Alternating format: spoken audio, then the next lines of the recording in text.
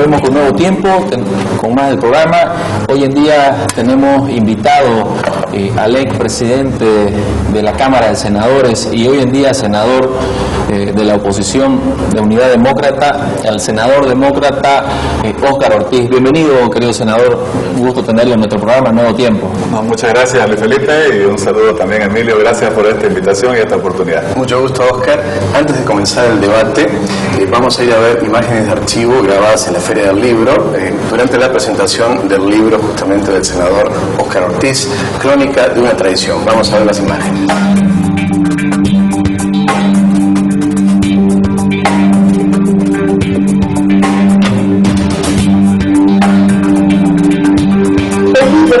Destapa toda esa trama de corrupción y es gracias a la investigación que han hecho Óscar y otras personas que nos pone a toda la sociedad boliviana en disposición de conocer absolutamente toda esa trama del asalto a los dineros del pueblo boliviano.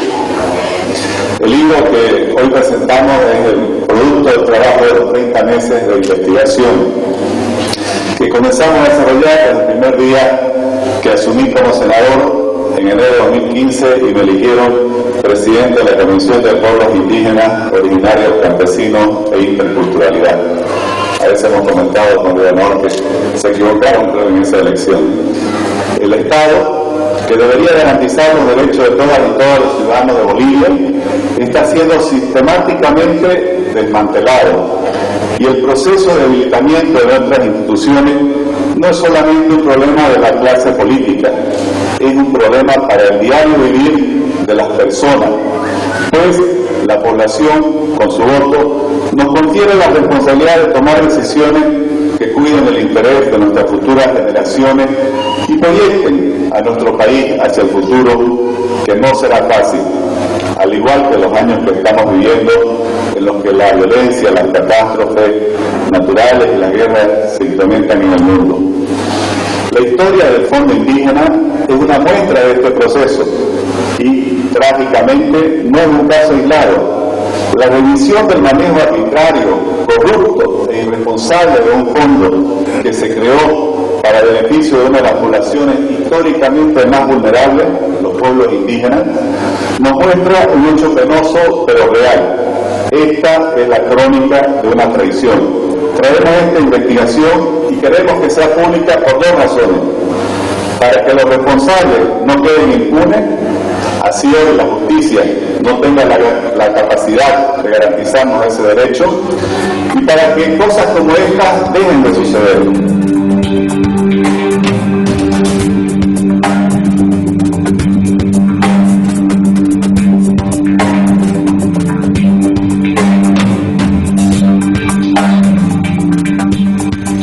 Esas fueron las imágenes donde se presentó el libro Una traición, una crónica de una traición. Senador Ortiz, el desvío multimillonario del Fondiu ¿fue una traición de Evo Morales a sus bases? Gracias. Yo diría que no solo a sus bases, porque sería limitarlo mucho esto. Fue una traición a los pueblos indígenas, fue una traición a la causa indígena. No nos olvidemos que las marchas indígenas comenzaron mucho antes, ya en el 90 hubo esa primera gran marcha y con Marcial Fabricano como principal exponente. ¿Y cuál es la traición? Porque la traición es haberlos utilizado como bandera para llegar al poder y una vez en el poder, haberlos utilizado nuevamente para financiar las movilizaciones en pro del oficialismo, para financiar las campañas electorales del MAS, para cooptar a sus dirigentes, destruyendo su imagen, su prestigio, sus instituciones, destruyendo su liderazgo. ¿Por qué? Porque el Fondo Indígena, que era la gran oportunidad que tenían estos pueblos de disponer de recursos de los cuales nunca habían contado, para poder realmente generar proyectos de desarrollo productivo que le den esa verdadera autosustentabilidad, esa verdadera autonomía. Todos sabemos que eso no es lo que le gusta a los gobiernos populistas. Ellos quieren tener a la gente dependiendo de la ayuda y no a la gente emancipándose de la ayuda. Pero aquí vemos realmente las barbaridades que se cometieron. Por ejemplo, ¿quién consigue el Fondo Indígena? Fue la Asamblea del Pueblo Guaraní. en el año 2005, cuando se aprueba el IDH, comienza una serie de movilizaciones, incluso ya estaba el expresidente Rodríguez Belcé a cargo del gobierno, y ellos se movilizan hasta que consiguen que el expresidente Rodríguez Belcé apruebe con su gestión un decreto por el cual se crea el Fondo Indígena y se dispone un porcentaje para que vaya para este objeto. ¿Qué pasó? El MAS no lo utilizó, se iban transfiriendo los recursos, y entre los primeros años del MAS, el primer periodo del MAS, entre el 2006 y el 2009, prácticamente no se utilizó. ¿Cuándo se comienza a utilizar? Justamente cuando en 2010 hay el gasolinazo.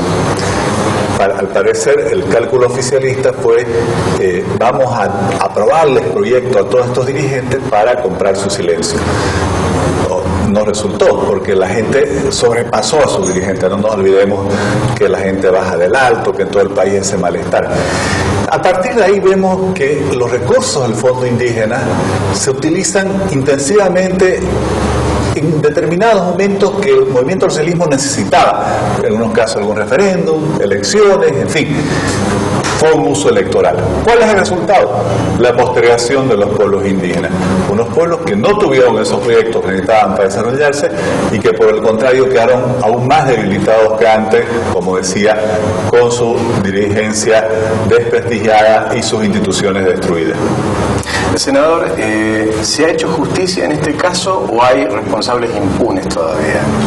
Bueno, no se ha hecho justicia, Emilio. Esto es algo que hay que resaltarlo. Mire, primero, el juicio no ha terminado. ¿Cuántos años vamos en esto? Nunca la Contraloría General del Estado hizo una verdadera auditoría. Yo vengo ya varios años con este tema y reclamando que sean auditorías. No se han hecho. La Contraloría General del Estado inventó una figura que le llamó informe circunstanciado de los hechos. Yo recuerdo cuando convoqué al ex Contralor General del Estado, el señor Herbaz, y le pregunté, bueno, ¿y por qué no he hecho auditoría? Y me dice, porque no hay papeles para hacer. Lo mismo le pregunté a la señora Larisa Fuentes, que fue interventora. ¿Te hizo auditoría? No, no hay papeles para hacer. Cuando ella primero hace el informe de intervención, después hace el informe de liquidación. Y yo le dije, bueno, ¿y qué queda pendiente? Ella estimó que por lo menos había 700 y tantos proyectos que debieran ir a auditoría. La Contraloría solo revisó un poco más de 100 cuando hace el informe circunstancial. Por eso, y es bueno mostrarlo, este primer estudio, lo que yo llamé el informe de fiscalización que yo hice sobre el Fondo Indígena, que es, por así decir, el preludio del libro, que ustedes verán, son 400 páginas. Esto básicamente constituye lo que debió haber sido un informe de auditoría sobre el Fondo Indígena. Aquí establecemos las responsabilidades, por ejemplo, y presentamos la lista de algo que descubrimos. La mayor parte de los recursos del Fondo Indígena, casi más del 90%, se fueron a cuentas particulares. Esto es algo que no se sabía al principio. Lo descubrimos leyendo, he presentado decenas de peticiones de informe que hemos ido sistematizando durante prácticamente 30 meses, revisando una respuesta, un informe de auditoría que iba solicitado del fondo, de una consultora que había hecho algún año. Al final, en la última letra decía, en la última línea, y se hace notar, se observa que el año pasado todos los recursos fueron en cuentas particulares. A partir de ahí, de que nos llamó mucho la sorpresa, comenzamos a requerir la información hasta que descubrimos que prácticamente la regla y no la excepción había sido transferir cuentas particulares. Por eso es que después presentamos este libro del cual ustedes hablaban, Crónica de una traición, que básicamente lo que refleja es en qué estado está todo el Fondo Indígena. Primero, posicionar esa tesis. Se traicionó la causa indígena. Los pueblos indígenas, aquellos de los cuales tanto se habla, de los cuales este gobierno obtuvo quizás la legitimidad para instalarse en el poder, hoy siguen tan abandonados como antes y peor aún manoseados y utilizados con el tema del Fondo Indígena. Volviendo a la pregunta, no ha concluido ningún juicio, el juicio prácticamente no avanza. En toda esta época, y lo presentamos aquí, nunca se convocó a los ministros, nunca. El ex ministro de Economía, el señor Arce, yo he tenido varias discusiones sobre este tema. Según la respuesta que recibí de los fiscales, decían los fiscales, el ministro consintió el traspaso de las cuentas particulares. Bueno, esto es una responsabilidad gravísima. Nunca nunca fue procesado, nunca fue convocado a declarar. Ustedes saben que todas las entidades públicas tienen que presentar en los primeros meses del año su estado financiero, bajo pena de que si no lo presentan les congelan la cuenta. Con los municipios, con las gobernaciones, con cualquier universidad esto funciona. Son muy estrictos. No, el ministro de Economía pasa el plazo, al día siguiente congela las cuentas. El Fondo Indígena durante 4 años, casi 5, no presentó su estado financiero y no lo congelaron las cuentas. ¿Qué hubiera pasado si hubieran congelado? Se hubiera evitado todo este mal manejo. Otro problema, el tema de estos son recursos IDH. Los recursos IDH tienen una finalidad específica, por ejemplo, desarrollo productivo. Destinaron millones, decenas de millones a fortalecimiento sindical, de lo cual no queda nada, unas listas, unos talleres de asistencia a unos talleres, bueno, en fin, hasta construcción de sede. Esto uno podría interpretarlo como una malversación, en fin, no fue convocado. Los otros ministerios tampoco, pero no solo eso. Los otros directores, que son más de una decena, no han sido convocados ni incluidos en el proceso. La señora Chacollo fue incluida recién, casi 1 año y medio después de estallado el escándalo, casi llegando a los 2 años, ante la presión pública, pero no nos olvidemos toda la protección que ella usó. Para el referéndum del 21 de febrero, ella era la jefa de campaña en el norte de Santa Cruz del MAS, buscando la reelección del presidente. Entonces aquí queda claro que no solo no se ha establecido las verdaderas responsabilidades, no se ha procesado el conjunto de los hechos. El tema de las cuentas particulares es algo que se niegan a procesar, no está incluido en el juicio ese tema. La señora Ramos, la exministra, no está detenida por haber sido presidenta del directorio. Está detenida porque después de ser ministra recibe fondos para unos proyectos como dirigente de las mujeres Bartolina Sisa y al parecer obviamente los administró muy mal. Por eso le digo, la única procesada del directorio en este momento es la señora Chacollo. Son tan cínicos que en una respuesta me dicen, no, estamos procesando 3 o 4 exdirectores ejecutivos. Los exdirectores ejecutivos no eran parte del directorio, eran directores ejecutivos, no miembros del directorio. Entonces, este es un tema que aún sigue, digamos, pendiente, y por eso estas 2 publicaciones, la primera que, como le digo, sigue la metodología de un informe de auditoría, y esta que ya hace un análisis, por así decir, más conceptual, más político, sobre cómo se utilizó los recursos de los pueblos indígenas para apoyar al oficialismo y no para buscar el desarrollo de los pueblos indígenas, buscan evitar que esto quede en el olvido, que esto quede impune y que quede un precedente hacia el futuro. Senador, entonces queda claro, de la comisión de ministros, solamente Nemesia Chacollo ha sido convocada a declarar, los otros ministros no han sido convocados, porque solo se conoce de Nemesia Chacollo, la que está detenida, pero sin embargo sabemos que el FONDIUC estuviera a cargo de una comisión de ministros, y solamente una ha sido convocada a declarar. Eran 7 ministerios. No, 4. Estaba también el Ministerio de Planificación del Desarrollo, estaba el Ministerio de Medio Ambiente y, si no me equivoco, el Ministerio de Desarrollo Productivo, además el Ministerio de Economía, ¿no? Desarrollo rural, medio ambiente, planificación y productivo. Entonces, aquí viene nuevamente la respuesta, Emilio. Esto sigue estando pendiente, como están pendientes prácticamente todos los casos. Y hay algo que en este libro definimos como el modus operandi. ¿A qué llamo yo el modus operandi? Algo que hemos visto en todos los escándalos de este gobierno. En el caso Santos Ramírez, en el caso de esos ejecutivos de Yepes Bebé que se accidentan en Yaplacaní, por casualidad le descubren los documentos con los sobreprecios de las plantas separadoras de líquidos, en el caso de Cancé, en el caso de las barcazas chinas, en el caso del Fondo Indígena. ¿Cuál es el modus operandi? Es echar toda la culpa a 2 o 3 personas, mejor si son los mandos medios, ¿no? Por ejemplo, en el caso de la barcaza china, la semana pasada lo tuve aquí el ministro Ferreira en el Senado. ¿A quién procesaron?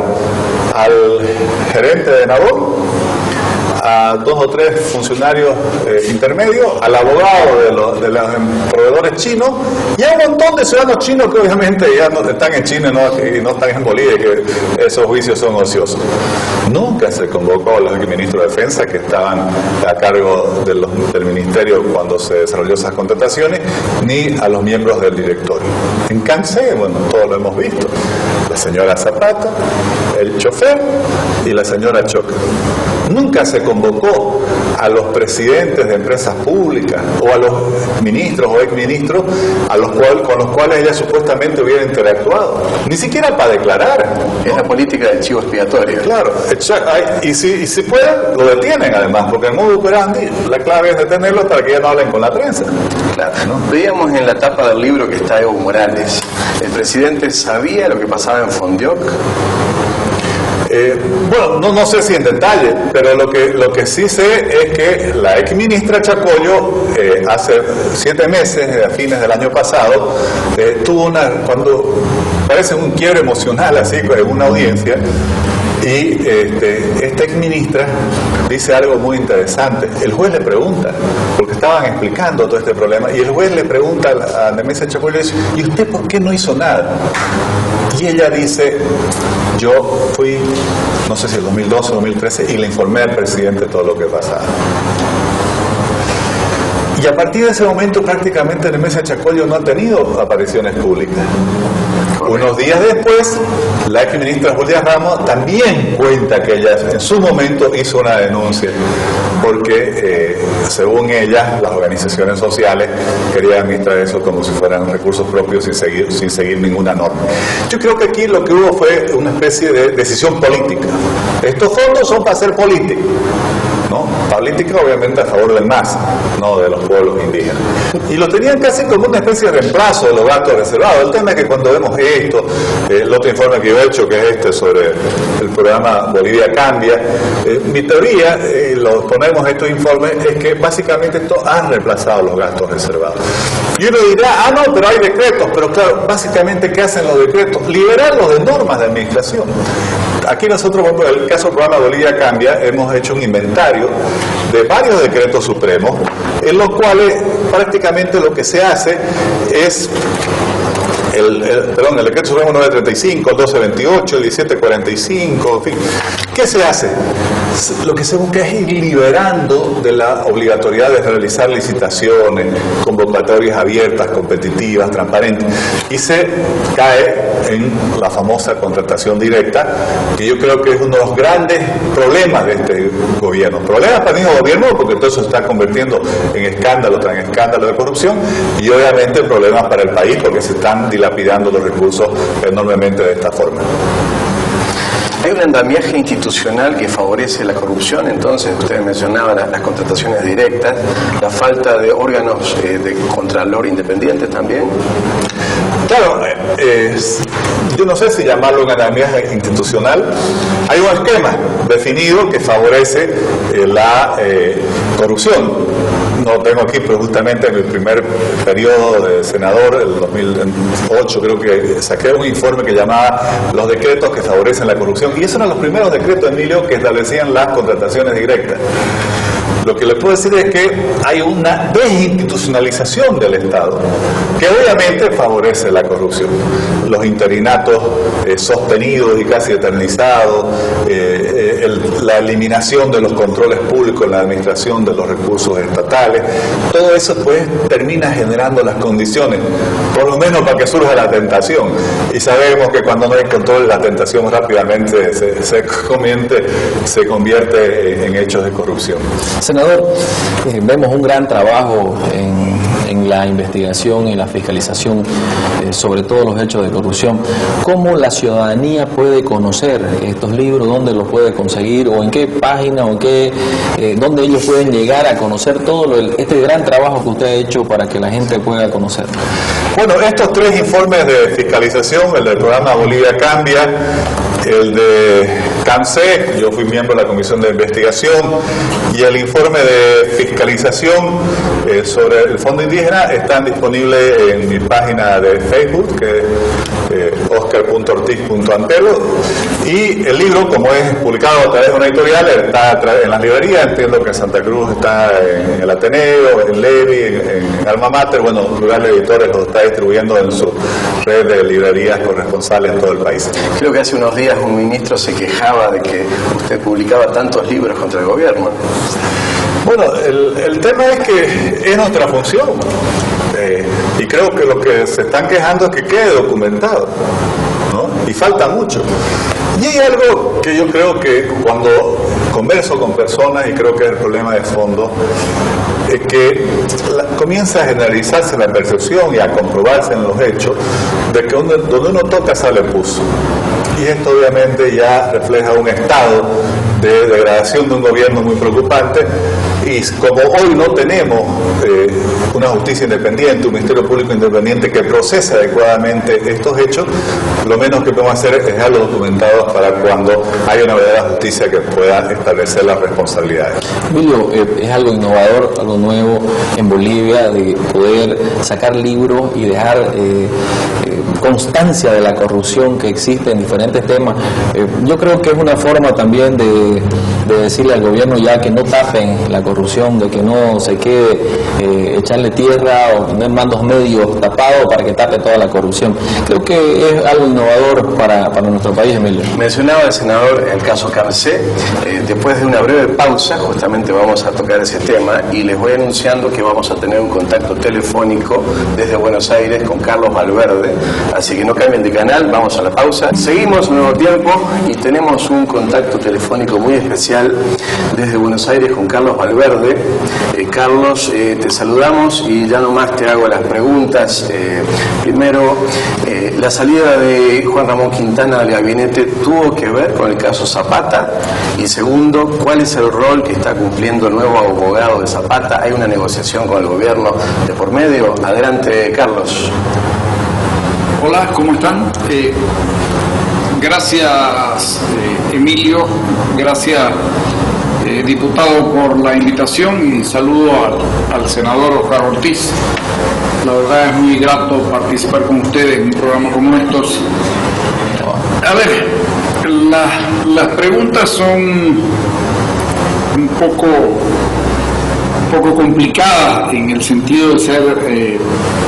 en la intención de ser terminante con este asunto, pero esta pregunta de si Quintana sale del gabinete y su destino a Cuba está relacionado al caso Zapata, básicamente se pudiera decir que sí.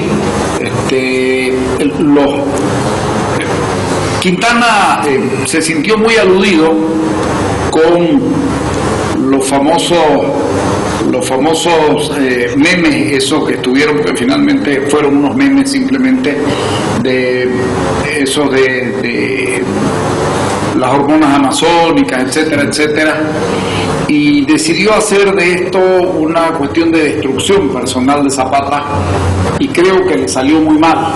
Creo que le salió muy mal porque fue furibundo, no logró nada, absolutamente nada, y sobre todo terminó complicándole la vida al presidente, ¿no?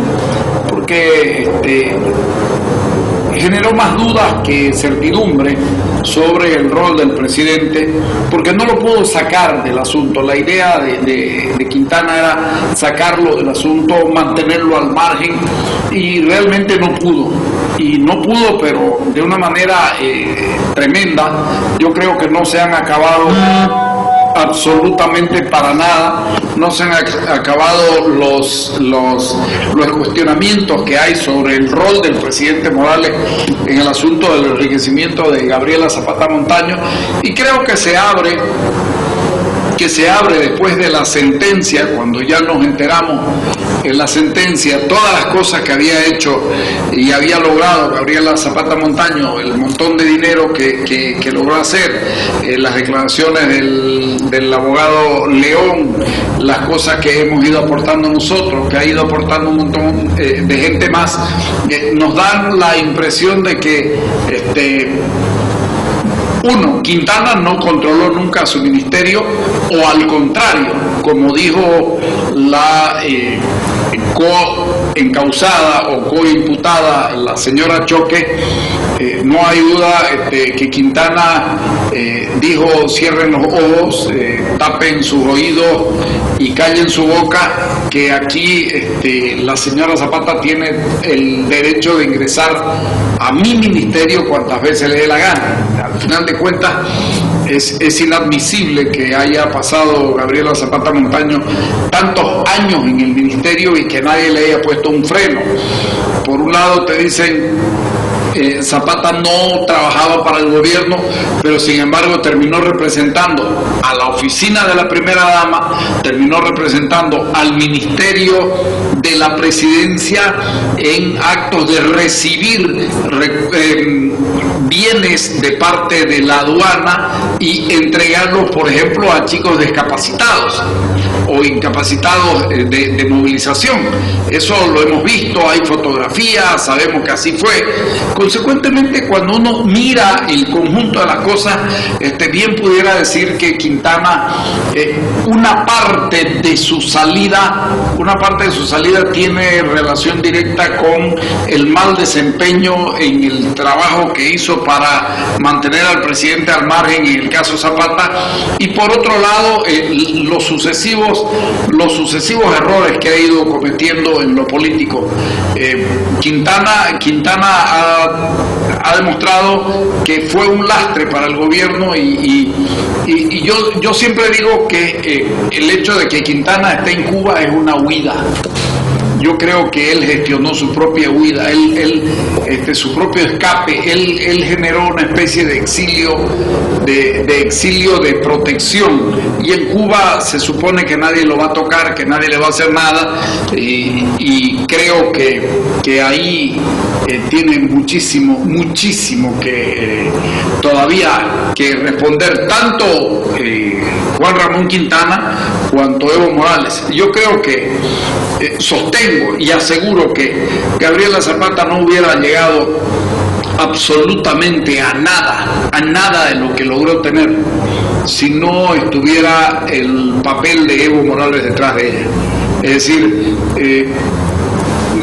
va a costar probarlo, pero estoy seguro que así como a nosotros nos cuesta probar, a Evo Morales le resulta mucho más difícil demostrar de que él no tiene nada que ver en el asunto de Gabriela Zapata. Es decir, aquí es un problema de credibilidad versus credibilidad. Y creo que ahí don Evo Morales pierde. Hoy don Evo Morales no es una persona creíble, ya no es una persona creíble. Y ese va a ser su problema por mucho tiempo. El problema de don Evo Morales, de la falta de credibilidad, es uno de sus problemas más graves que tiene. Así que probablemente sigamos hablando de esto durante algún tiempo.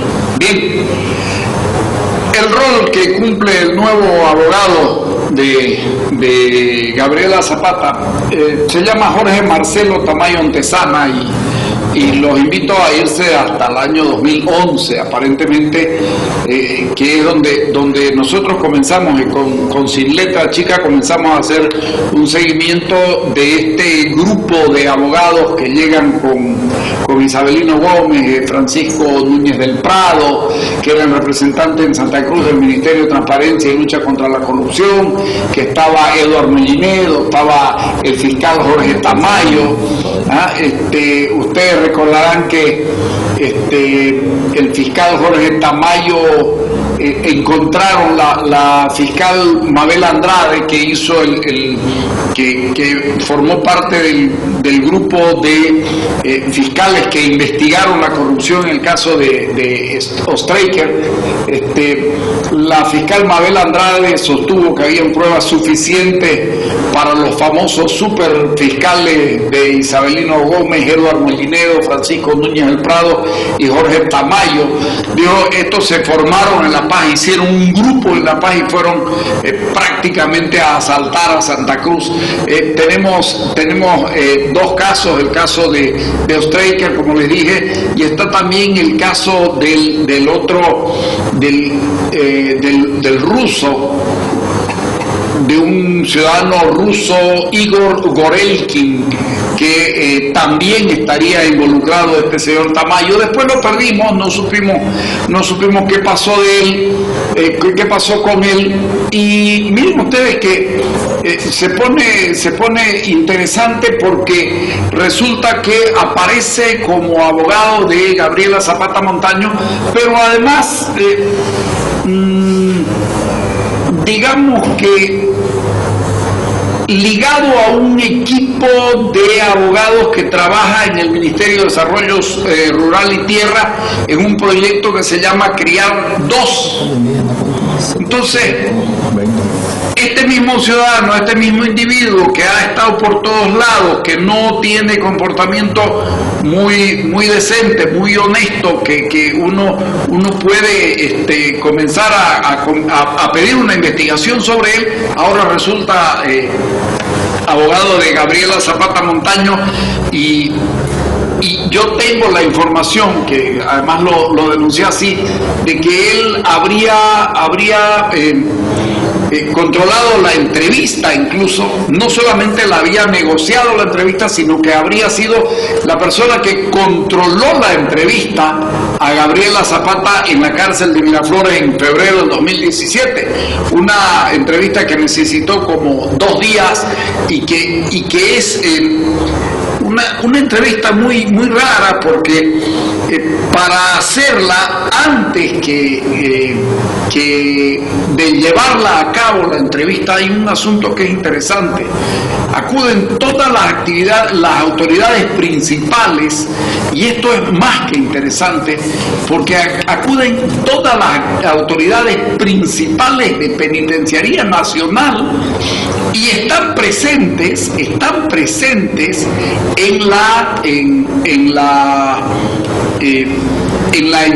en el comienzo del primer día de entrevista.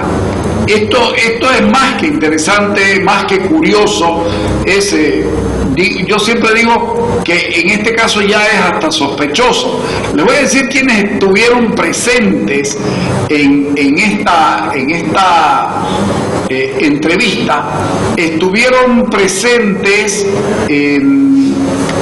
se lo voy a decir con nombre y apellido, el licenciado Jorge López Arenas, director general de régimen penitenciario, la doctora Delia Illanes Choquetilla, directora departamental de régimen penitenciario de La Paz, el coronel de estudios superiores policiales, don David Pascual Chávez Aria, director nacional de seguridad penitenciaria, y los periodistas José Luis Colque Jiménez y Cristian Ludwig Rebollo, que hacía de camarógrafo.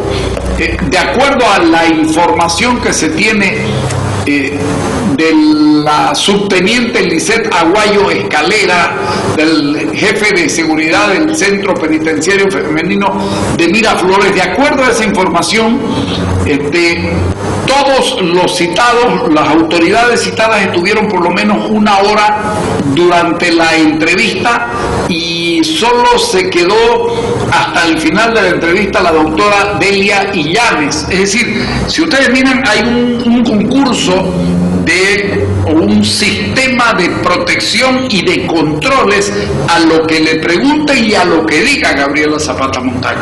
Consecuentemente uno puede encontrar que aquí hay un sistema de protección, de nuevo, a evitar que se diga algo de Evo Morales. Se hizo esta entrevista para tratar de lavarle de nuevo la cara al presidente. Otro intento frustrado. Entonces, creo que el abogado juega un rol importante, el abogado Tamayo juega un rol importante en la protección de la figura del presidente Morales, en el control y contención de Gabriela Zapata Montaño para que no hable, para que no diga mucho.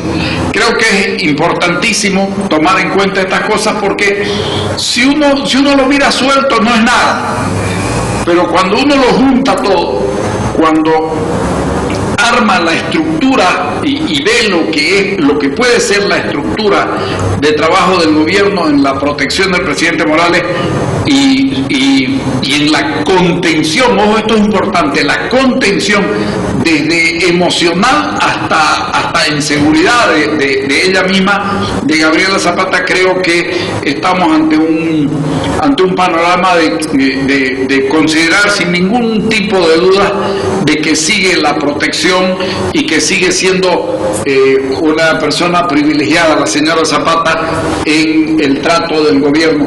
En ningún momento momento ella ha estado desprotegida del gobierno. Es decir, se encontró esto.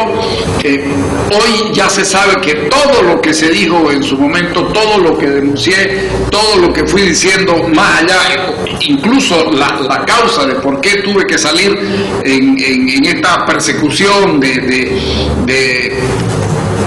que ellos podrán decir que no había persecución, pero sí había persecución, seguimientos y todas estas cosas. Finalmente termina todo demostrándose absolutamente todo. Creo que es importante no perder de vista este asunto. Primero lo de Quintana allá, y súmenle a Quintana incluso entre sus grandes errores, la contratación del señor que hizo la película El Cártel de la Mentira, que le rebotó muy mal, y segundo, esta presencia de este abogado Tamayo, que está trabajando ahí seguramente coordinando con el poder para tratar de sacar a flote la figura del presidente, que desde mi punto de vista tiene mucho que contestar, y es necesario que esto se transparente. Es necesario que el presidente Morales dé una explicación de qué es lo que está haciendo. Esto era lo que yo quería decirles, salvo que ustedes entiendan que hay algo más que se puede decir, y con gusto, si no, les agradezco de nuevo por la oportunidad de estar ahí. Gracias, Emilio, gracias, diputado Dorado, y un saludo a don Óscar Ortiz, a quien lo conozco durante años y años y años, de cuando él era chico. Ok, gracias, chao. Gracias. Ya en otra oportunidad queremos tener también tu participación, que es muy importante. Luis Felipe, ¿qué te ha parecido? La verdad es que este es un hecho escandaloso que a raíz de la denuncia de Carlos y la investigación que ha hecho el senador Óscar Ortiz y la oposición, se ha podido develar un sinnúmero de corrupción, donde estamos hablando de uno de las corrupciones más grandes que ha tenido este país. Estamos hablando de 550 millones de dólares. En el anterior bloque hablábamos de una corrupción de 720 millones de bolivianos. Ahora estamos hablando de 550 millones de dólares. Senador, ¿quieren acabar o tapar este hecho con la salida de Quintana a Cuba como embajador, que supuestamente es por culpa de este caso Zapata, y sentenciando a la señora Zapata para acabar con este tema? ¿Cuál es su percepción, senador? Bueno, yo lo he venido comentando justamente relacionado con lo que está pasando con el caso Taladro, que si vemos, y dentro de lo que hablábamos del mundo operandi, por ejemplo, ¿qué pasa con Zapata? Los delitos más graves los van dejando a un lado. Ustedes fíjense que, por ejemplo, todo el tema de uso indebido de influencia queda a un lado. ¿Por qué? Porque obligaría a quienes conducen este proceso a convocar a las otras personas, a las otras autoridades. Entonces, están dejando prácticamente como si esto fuera simplemente un tema de enriquecimiento ilícito, y la señora Zapata dice que, bueno, sus parejas le regalaban el dinero. Entonces, ahí para hacerlo simple, ahí va a quedar el problema, ¿no? Nuevamente, Felipe hablaba de cuántos millones fue el caso Cancel. Aquí tenemos dos cosas interesantes en esta publicación. La primera es una descripción de cada uno de lo que descubrimos en todos los contratos, eso que sumaban, no sé, 560, algo similar. Y lo otro, después hicimos una crónica periodística muy interesante de 3 o 4 meses de noticias, en la cual vamos sistematizando las distintas versiones y todas las contradicciones de los voceros del gobierno sobre este tema. Nuevamente yo destaco algo. De esos millones, 500 fueron por contratación directa. 500, y con recursos bolivianos. Ahí nuevamente se muestra lo que hablábamos. Hay un esquema de desinstitucionalización que favorece la corrupción. ¿Podía realmente Evo Morales no conocer las actividades que desempeñaba su pareja en el Ministerio de la Presidencia? Bueno, yo creo que este caso, ¿por qué marca un punto de inflexión? Porque está claro, y creo que nadie lo duda, que hay una señora, en este caso Gabriela Zapata, que gracias a su relación con el presidente obtiene un grado de poder e influencia con el cual se enriquece. Bueno, yo no sé qué tanto conocería el presidente de las gestiones específicas, pero claro que tiene que haber podido apreciar que la señora pues estaba prosperando y progresando material y económicamente de una forma absolutamente extraordinaria y que no tendría explicación lógica para alguien que incluso se llegó a comprobar que no era ni siquiera bachiller. Senador, Zapata hace una declaración en la cárcel. ¿Qué privilegio goza ella para poder querer aclarar un tema así? Bueno, yo estuve cuando fuimos a la visita a la cárcel. Nosotros habíamos reclamado que esa audiencia de la comisión sea en la Asamblea Legislativa y frente a los medios de comunicación. Y creo que lo que buscaban ahí es tener el escenario absolutamente controlado. Estaba claro que la señora Zapata en esa oportunidad estaba contenida en las respuestas que daba. Parece que ya habían tenido una especie de acuerdo de qué responder a las preguntas que pudiéramos realizar. Bueno, privilegios aquí podemos dar muchísimos, ¿no?, de los que ella ha gozado, pero claramente lo que esto explica es que básicamente yo creo que hay un contrapunteo permanente. Cuando ella siente que no le cumplen algo, saca alguna declaración atacando al gobierno o esclareciendo algún tema, y cuando le cumplen seguramente se calla y desaparece nuevamente de escena, y así van conduciendo este proceso que pasó más de un año y no terminado. Gracias, senador. Un tema muy interesante. Queremos tocar y sacar nuestras dudas en el próximo bloque, pero también vamos a hablar del tema taladro. Vamos a la pausa y Óscar Ortiz Antelo. Senador, vamos a entrar ya al caso taladros. Con la detención de Achá, ¿se cierra esto o siguen habiendo, como los casos que comentábamos, involucrados que están impunes? Bueno, yo creo que no se cierra. Primero porque nuevamente no hay el juicio todavía, no hay el proceso. Mire usted, a mí me han devuelto en 2 oportunidades la denuncia porque lo incluía el señor Achá. El ministro de Justicia denunció los mismos delitos que yo: conducta antieconómica, contratos lesivos al Estado, incumplimiento de deberes y uso indebido de influencia. Y le voy a dar un ejemplo para ver cómo nuevamente vemos las maniobras aquí. Todos sabemos, a los funcionarios, que son 7 que están detenidos, se los imputa solo por 2 delitos: incumplimiento de deberes y uso indebido de influencia. Al señor Achá los indican los fiscales, cuando va a declarar, por 5. A los 4 primeros le aumentan el tema de encubrimiento. Cuando toca imputar al día siguiente, ¿qué le sacan? Le sacan encubrimiento y le sacan conducta antieconómica. ¿Cuál es mi teoría? El gobierno nuevamente aquí quiere armar una ficción. ¿Cuál es esa ficción? Decir, no hubo daño económico al Estado, porque no se llegó a hacer ningún pago. Aquí solo hubo un incumplimiento de deberes, por ahí hubo un indebido de influencia, porque no pueden negar que había esta persona que trabajaba en la subsidiaria, que al parecer desde fuera de EPFB, corporación, manejaba los contratos de la corporación, tratando de minimizar el hecho.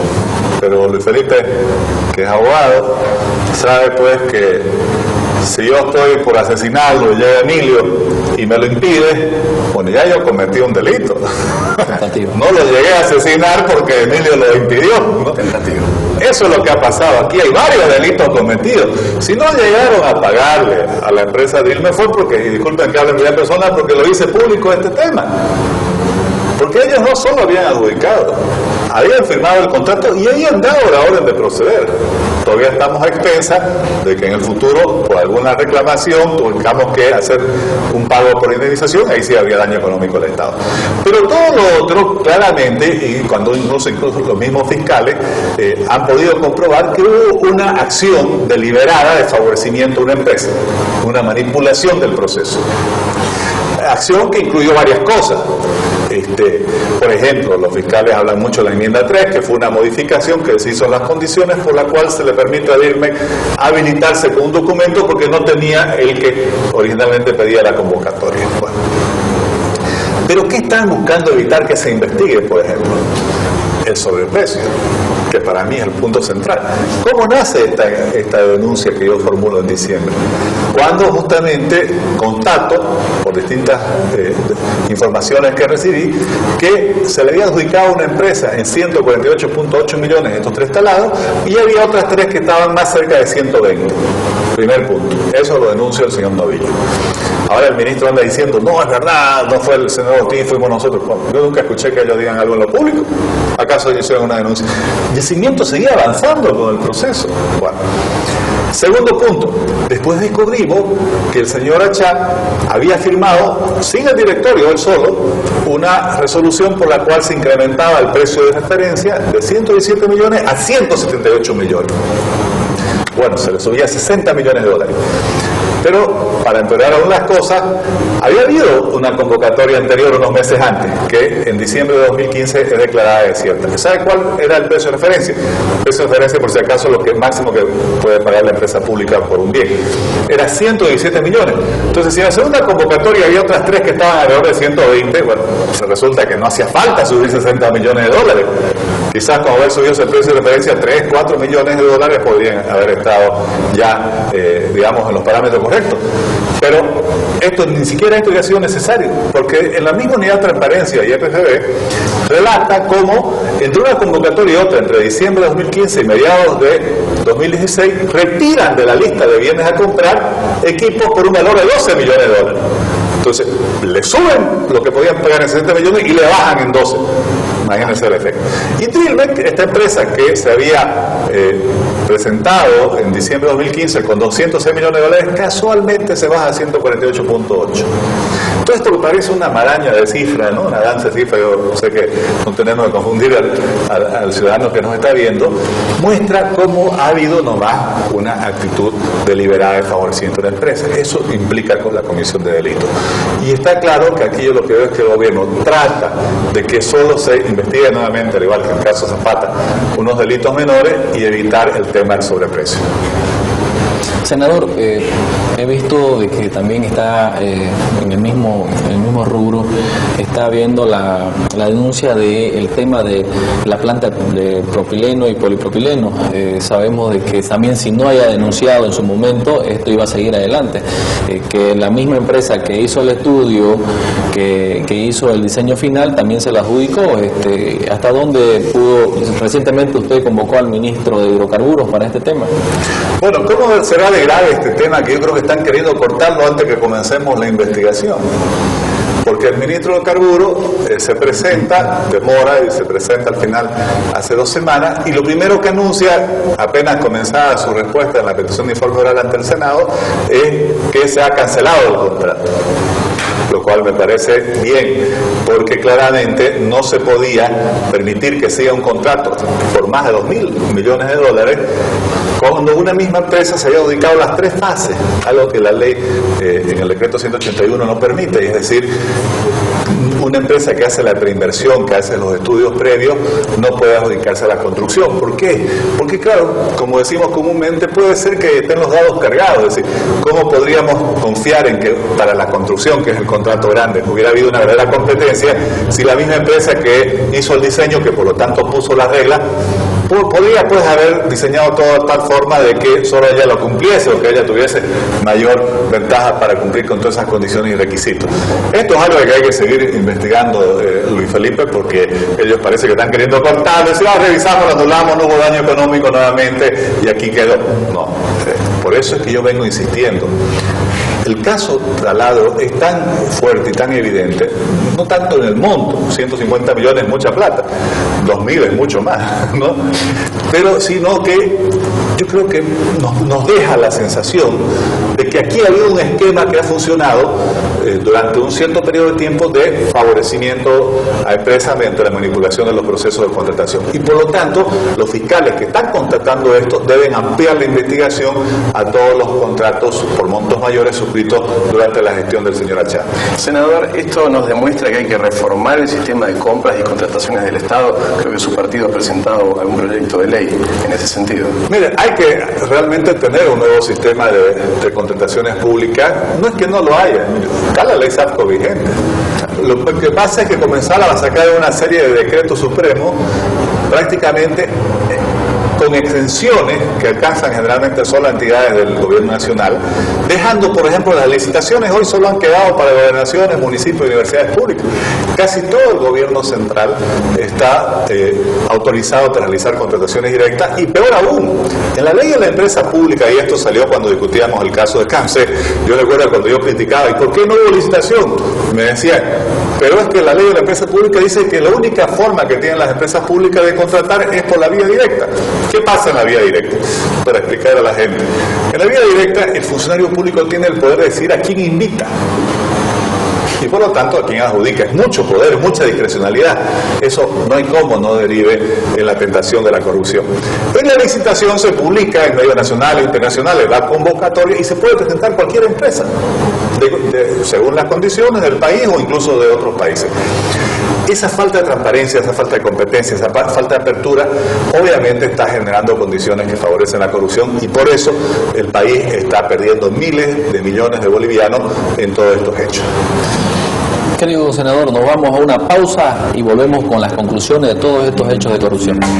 Podríamos, Emilio, usted es mucho más literato que nosotros, llamarla cómo hacer perder la capacidad de asombro, ¿no? Un cuento chino. Porque está claro que aquí primero hicieron todas las barbaridades posibles. Es decir, hicieron el pago total de las barcazas chinas antes de que las mismas estén concluidas, antes de que las mismas puedan constatarse que estén siendo despachadas, antes de recibirlas. Normalmente de cualquier persona que trabaja en el comercio exterior sabe que en todo caso se hace el pago total contra entrega. Bueno. Pero aquí nuevamente, este es un caso que ya viene desde el anterior periodo. Esto comienza a denunciarse, si no me equivoco, en el 2013, el 2014 con mayor fuerza. Cuando yo inicio este nuevo periodo en Senado, en 2015 lo agarro. Justamente había hecho una primera convocatoria en forma oral al actual ministro de Defensa, Raimi Ferreira, en 2015, y ahora finalizando justamente este primer semestre legislativo, ha estado la semana pasada el actual ministro de Defensa, Raimi Ferreira, en el Senado. La conclusión, bueno, el país todavía no avanza con esto. Esas barcazas han sido sujetas primero de traspaso entre las empresas adjudicatarias, algo que no se puede hacer en el sector público. Es decir, una empresa se gana el contrato y por lo menos ha habido 3 o 4 subrogaciones de estos contratos donde una empresa le iba pasando a otra el hecho de que puedan fabricar las barcazas para el pueblo boliviano. A pesar de todos los problemas que viven con las barcazas, hicieron contratos adicionales, habían girado $30 millones, 200 millones bolivianos, después hicieron otro contrato para 2 remolcadores, otro contrato para otras barcazas adicionales.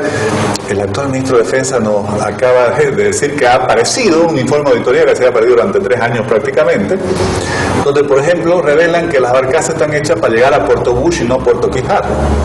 Bueno, todos queremos que se haga Puerto Bush, pero Puerto Bush no existe. Entonces, ¿cómo van a ver? Y por suerte, imagínense, todo esto estamos hablando del Ministerio de Defensa, no son unas personas que no conocen. Supone que ahí está la naval, que sabe pues de navegación y que sabe lo que hace falta.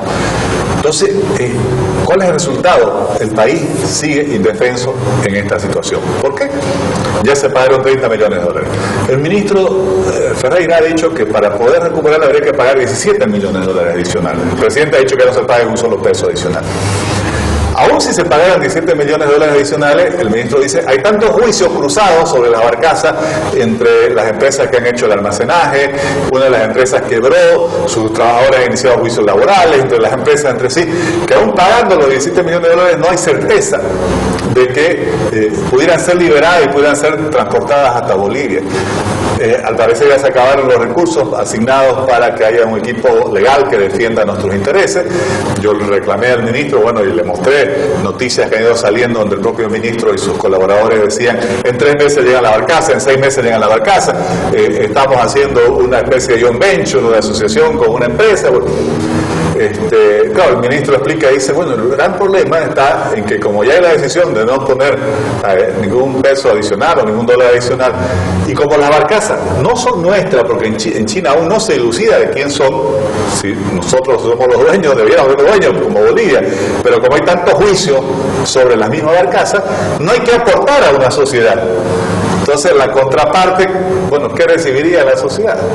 Entonces ahí vemos que el Estado boliviano está entrampado en un laberinto prácticamente sin salida y seguimos nuevamente En un caso, como yo decía al principio, está preso el exgerente general, un almirante de la empresa naviera boliviana, unos funcionarios de menor rango, un abogado que representaba a varias de estas empresas que proveyeron o que suscribieron los contratos para proveer las barcazas, y acusados o denunciados o procesados un montón de ciudadanos chinos que obviamente no viven en el país.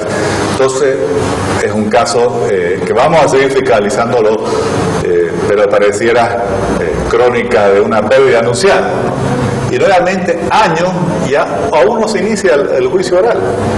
Recién se han presentado las acusaciones hace pocas semanas, pero aún no inicia el juicio oral en un caso que lleva por lo menos 4 años. Un caso importante porque las barcazas supuestamente son para Puerto Bush. Esas barcazas tenían que tener 16 barcazas, 3 empujadores para poder sacar toda la mercadería que pueda producir el pueblo boliviano. Pero sin embargo, se ha hecho la denuncia ante el fiscal general en la anterior gestión, no se ha avanzado un ápice, senador. Esto es importante porque también sabemos nosotros de que usted ha convocado al ministro Ferreira para que él pueda responder y se ha dado plazo, si no me equivoco, senador. Bueno, lo que pasa es que ya en la última petición de informe oral, el ministro un poco ha sido muy sincero, creo yo, y no hay plazo ya. O sea, lo que yo veo es que ya no hay salida, o sea, ya no atingan siquiera a decir, bueno, por aquí va la solución. Yo le recordaba al ministro, en el Senado, como en diputado, se transcriben todas estas actuaciones, y le leía, mira, usted dijo en septiembre de 2015 que ya había una solución, que estaban por hacer una sociedad, que había una empresa establecida en Bolivia. Después de eso vino un viceministro que hablaba de que incluso con Ferroviaria Oriental y Andina iban a hacer algún tipo de asociación. ANF, que el ministro un poco cuestionaba por qué habíamos dicho eso, pero bueno, hay una nota de ANF que dice que el señor Carlos Gil, que es el principal accionista de ambas ferroviarias, la Oriental y la Andina, estaba interesado. Ninguna de esas cosas prosperó. Todo eso ha fracasado. Y resulta que ahora el ministro básicamente lo que nos ha dicho es que ya no hay ni gasto no hay ni presupuesto para gastar en abogados que defienden y recuperen estas barcazas. No sé realmente qué va a hacer el Estado, si el gobierno lo va a dar por perdido, pero al final de cuentas otro escándalo de corrupción que aún no se procesa y otra pérdida para el país. Es un hecho bochornoso este tema, Emilio, porque se han gastado cerca de 30 a 40 millones de dólares, se desembolsaron, como decía el senador, toda la plata de un principio, y los que desembolsaron no están ni siquiera procesados, ni siquiera lo han convocado a declarar. Hay otro caso en el Ministerio de Defensa que está en plena investigación, que es un posible uso indebido de influencias entre el ministro y su jefa de gabinete, ¿no? Sí, efectivamente se está haciendo la investigación, el tema de su jefa de gabinete, que consta en su declaración jurada con más de 1.256.000 bolivianos, cosa que ni el ministro tiene en su declaración jurada, pero también se está investigando las relaciones que pudiera tener o los nexos con los diferentes ministerios para poder adjudicarse algunas obras. Bien, ya finalizando el programa vamos a escuchar las conclusiones, su síntesis del tema del día. Yo creo que lamentablemente hoy en el país tenemos un escenario de un gobierno que lamentablemente ya se ha contaminado por la corrupción. Y no es casual, es lo que veníamos a hablar. El haber eliminado los controles institucionales sobre la administración de los recursos públicos, el haber eliminado las licitaciones como medio de contratación en todos los niveles de gobierno, el haber autorizado que prácticamente los ministerios, las empresas públicas que dependen del gobierno nacional contraten todo directamente, esto está generando corrupción. El hecho de tener estos interinatos permanentes sostenidos de forma inexplicable para un partido que tiene 2/3 en la Asamblea Legislativa, que podía elegir directamente a quienes ellos quisieran. Bueno, ni siquiera eso hacen, porque los interinatos son muy convenientes para el poder, los pueden cambiar en cualquier momento a las personas. Todo esto está causando un gran perjuicio para el mismo gobierno, que obviamente, si bien cuando abundaba el dinero parecía que no tenía efecto, cuando comienza a disminuir salen a relucir, como se dice, las miserias. Y esas miserias no solo afectan al gobierno, afectan al país, afectan a la gente, afectan a los más necesitados, como el caso del Fondo Indígena, que en lugar de recibir los recursos que necesitaban para superar sus problemas, su deficiencia, su carencia, una vez más han sido postergados. Por eso creo que aquí hay una palabra clave.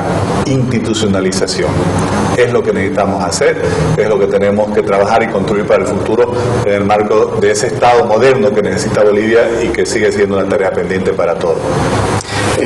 Creo que también tiene mucho que ver en este esquema que favorece la corrupción la falta de división e independencia de poderes, porque sin un órgano judicial complaciente no sería posible esta política del chivo expiatorio, este sistema de protección y control del que hablaba Carlos Valverde.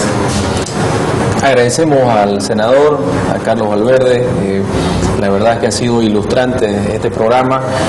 Nosotros creemos de que hemos hablado de temas como el Fondo Indígena de 720 millones de bolivianos, corrupción comprobada, senador, 550 millones de dólares que se adjudicó en el tema Zapata, la expareja del presidente, corrupción comprobada. Estamos hablando de 170 millones en el caso de Taladros aproximadamente, corrupción comprobada, demostrada. No puede quedar impune. La corrupción tiene que ser combatida esté donde esté. Creemos nosotros, en manera de conclusión, de que la justicia no puede estar parcializada en estos momentos, peor en casos tan efectivos y probados como son la corrupción. Nosotros nos despedimos en Nuevo Tiempo y invitamos a todos los televidentes que nos puedan seguir en nuestro fanpage y también los domingos, lunes y jueves desde las 10 hasta las 11:30. Muchas gracias.